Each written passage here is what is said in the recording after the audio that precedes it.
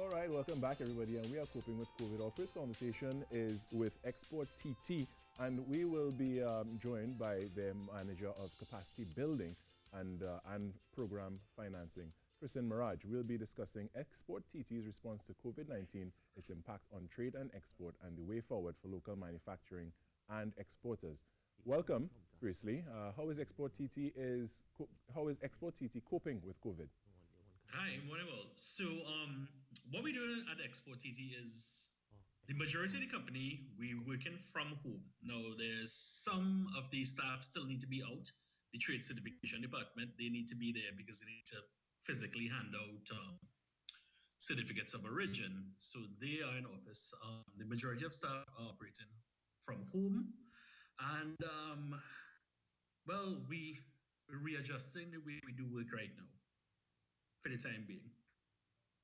Right, and how does ExporTT intend to develop new exporters during this time?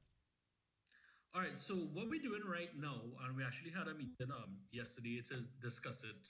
We are working on a new project, the new exporter development project. So what we intend to do is to take high potential small, medium enterprises who have good potential to export, and then give them the adequate capacity building, knowledge, create export-ready products, and do some matchmaking and market research for these companies to help them become first-time exporters. Right. Because what we found is that since the lockdown, we've been getting calls because our calls forwarded to our cell phones. We've been getting calls from companies about who haven't even been considering export, about how to get into export now and how they're going to change the way they do things.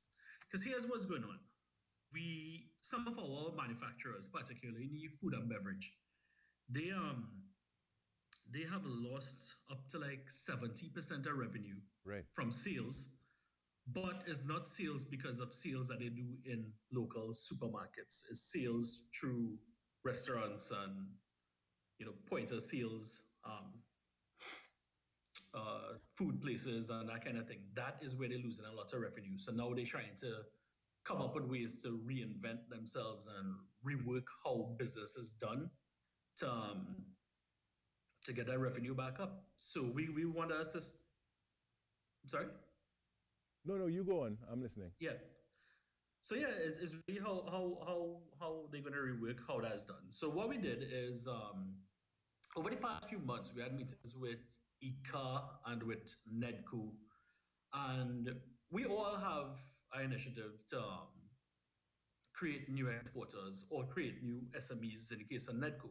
So we realized, all right, here's what. We could work out a pipeline where ICA would work with the agricultural companies, NEDCO will work with small businesses, give them the enterprise readiness, the enterprise development that's needed before it's handed over to ExporTT, and we work on the export element with companies. So that was kind of like the genesis of the new exporter development project, where that started from, and we have a proposal in place right now, which we will discuss with management next week.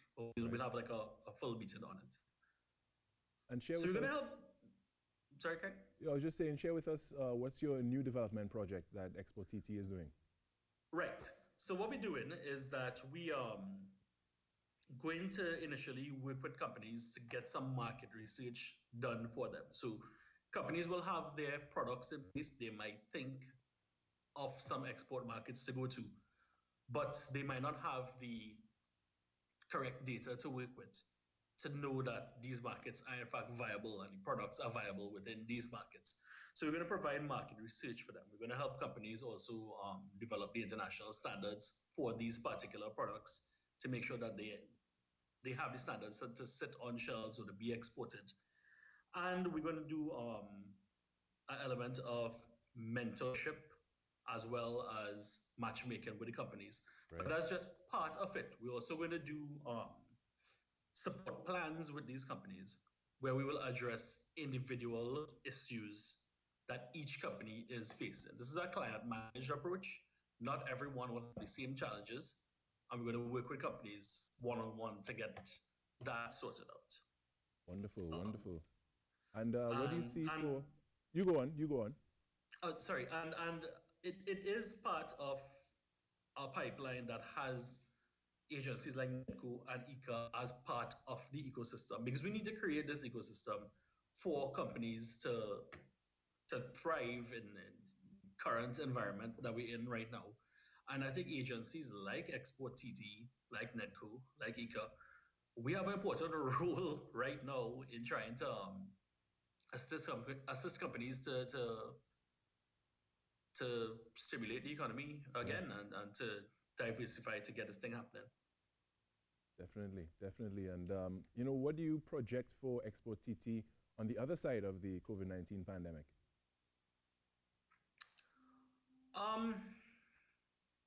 Well, we still have our plans as was set in October last year, at the start of our fiscal. We are working towards all our targets, but as I was saying, I realize that it will not be business as usual when we resume. Right. And we need to work with the fact that companies will come to us asking for different things right now. Right. Another thing I want to talk about,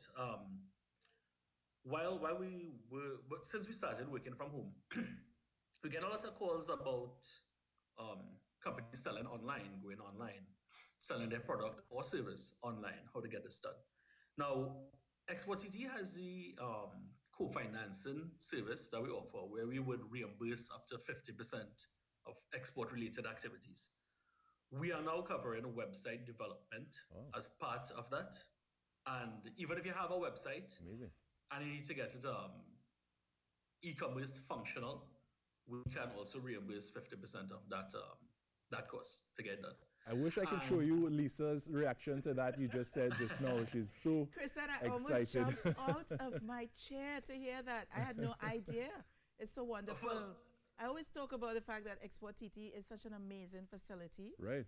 And listen, I was just so excited to hear that, because really and truly, it is adapting your website to be able to accept, currencies from abroad, even locally, if persons want to use their credit cards and so on. So this is wonderful. Wonderful, Christian. We'll be calling you after the show. Okay, good. I look forward to your call, Lisa. So I think we have been getting a lot of inquiries since this thing started, since the lockdown started. Right.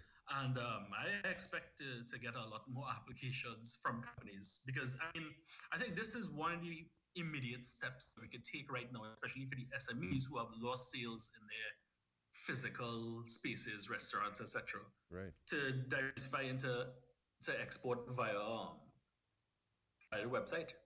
Yeah, and with that, we can, you may well meet that goal of, stimulating the economy in different ways as well. I want to thank you for joining us this morning, Kristen. All right, thanks for having me. Manager Capacity Building and Program Financing of the ExporTT itself. All right, we had some good news there. So this was brought to you. This is Coping with COVID, and that's a wrap for this for now. We're going to take a short break and come back with much more, so stay with us.